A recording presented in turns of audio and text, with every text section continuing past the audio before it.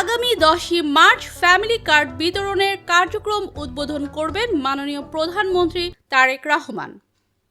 24/2/2026 মঙ্গলবার দুপুরে নারী ও শিশু বিষয়ক এবং সমাজ কল্যাণ মন্ত্রী অধ্যাপক ডাক্তার জাহিদ হোসেন এ তথ্য জানান। সমাজ কল্যাণ মন্ত্রী বলেন, আজকে প্রধানমন্ত্রীর সভাপতিত্বে মন্ত্রী পরিষদের উপকমিটির একটি সভা হয়েছে এবং এখানে ফ্যামিলি কার্ড নিয়ে আলোচনা হয়েছে। আপনারা জানেন যে অর্থমন্ত্রীর নেতৃত্বে একটি উপকমিটি ছিল। মন্ত্রী পরিষদের সেই উপকমিটির সুপারিশের আলোকে আজকে প্রধানমন্ত্রীর সভাপতিত্বে ফ্যামিলি কার্ড বিষয়ে পাইলটিং এর একটি চূড়ান্ত সিদ্ধান্ত হয়েছে। তিনি বলেন, আগামী 10ই মার্চ প্রধানমন্ত্রী ফ্যামিলি কার্ড বিতরণ প্রকল্পের পাইলটিং কার্যক্রমের উদ্বোধন করবেন। এই কার্যক্রমের জন্য আমরা এই মুহূর্তে বাংলাদেশের বিভিন্ন বিভাগের 14টি উপজেলাকে নির্ধারণ করেছি। এই 14টি উপজেলার প্রতিটি থেকে একটি করে ইউনিয়নের একটি ওয়ার্ডে সর্বজনীনভাবে ফ্যামিলি কার্ড বিতরণ করা হবে।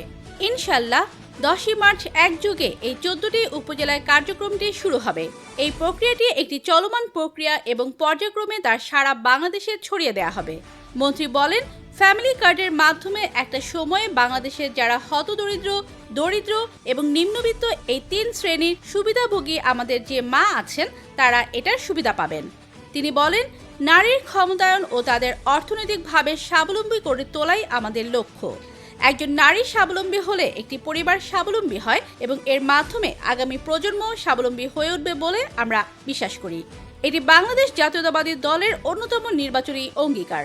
প্রধানমন্ত্রী তারেক রহমান দীর্ঘ সময় ধরে এই প্রকল্পের উপর কাজ করেছেন। আজ তার সভাপতিত্বে এবং সংশ্লিষ্ট মন্ত্রী, উপদেষ্টা ও ঊর্ধ্বতন কর্মকর্তাদের উপস্থিতিতে প্রকল্পটি অনুমোদিত হয়েছে। এই ফ্যামিলি কার্ডের মাধ্যমে সুবিধাভোগীরা প্রতি মাসে ইনশাল্লাহ 2500 টাকা করে আর্থিক সহায়তা পাবেন।